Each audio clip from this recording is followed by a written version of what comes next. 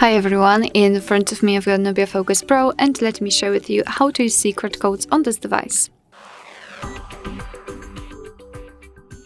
For some reason in this device only two codes are working, so let's open the dialer and the first code is *#06#.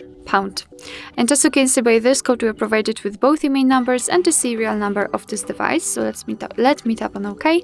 And another code, and the last code actually, which works on this device is the diagnostic information. It is *#426#. And as you can see, we are in the diagnostics. We can check the server, host, port, time connected. We can tap on events, and here we've got further details. And after tapping on the three dots icon, we can show advanced view. Just tap on it and tap on the status again, and here we can check much more information. So for example, the heartbeat, last ping or HB algorithm. Alright, so that will be all. Thank you so much for watching. I hope that this video was helpful, and if it was, please hit the subscribe button and leave the thumbs up.